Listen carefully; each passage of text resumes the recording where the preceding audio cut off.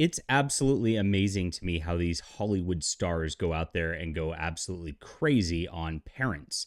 You know exactly what it is with these people. They've wanted to destroy the family unit for a long, long time. They want to replace it with this like communist hellhole. That's been the entire intention of Hollywood, at least since like the 1970s, maybe even before that. And it's just gotten so bad that anybody who disagrees is blacklisted at this point. Well, of course, with all their degeneracy and all that, we still have RuPaul's Drag Race going on, right? And you know exactly what that kind of show is. That was the first thing to really push that trans agenda. And of course, they said, it's just drag. It's just a show at first. But you know exactly what it is. A bunch of homosexual men living out their fantasies, pretending to be women. And then, of course, trying to make some new sort of movement out of it. It's gone crazy. We saw how this resulted in 2022 and 2023. With them performing drag shows at places like Mile High Comics, a comic book shop where there's kids present. We saw it in other places around the United States.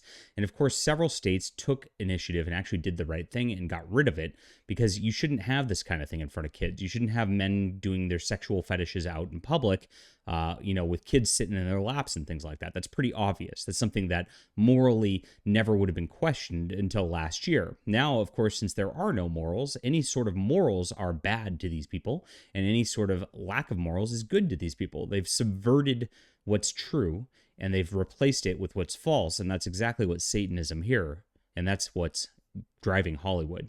Now let's get into Charlize Theron's most recent comment. Charlize Theron, a pretty awful person in Hollywood by herself. You know that she's obviously taken the ticket.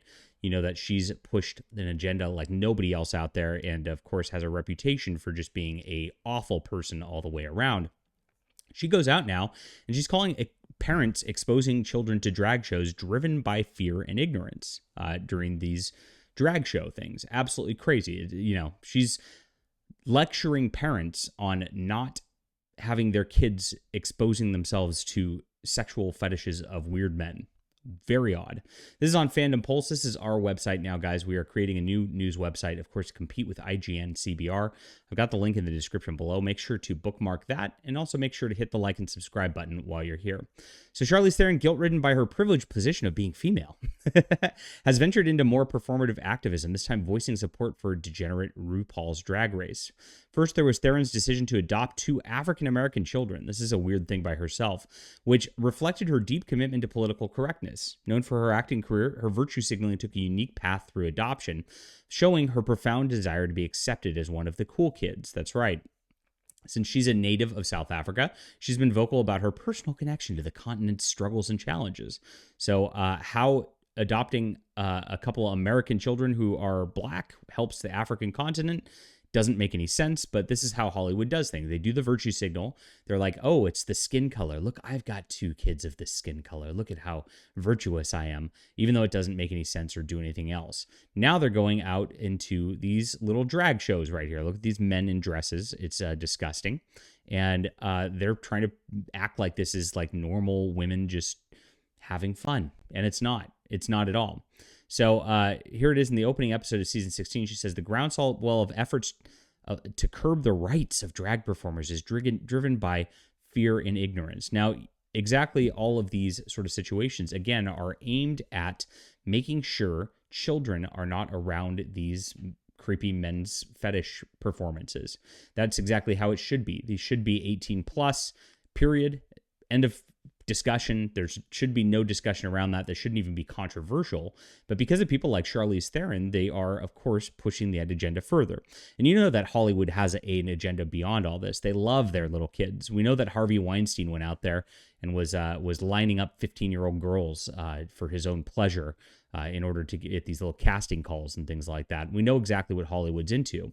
Hollywood is obsessed with youth, and they're obsessed with, of course, sexualizing the youth for a reason that's very, very nefarious, and they do want to destroy these children as a ritual sacrifice to Satan at the end of the day. It's what this is all about. So Charlize Theron is, of course, perpetuating this disgusting stuff. She says, given the climate in our country right now, there's a lot of energy being put toward your community not existing. I hope it, gosh, everything's community these days. It's so obnoxious, and it should not exist. I truly believe that all of this is coming from a place of fear. The beauty of what your community brings and the truth of who you are, men dressing as women, will represent and represent will come out. Don't give up. Stunning and brave. So, beauty. It's amazing how they call men in dresses beauty when it clearly isn't. It's clearly quite the opposite, and it's clearly creepy. If you saw this in the street, you'd be like, ew, and that's it.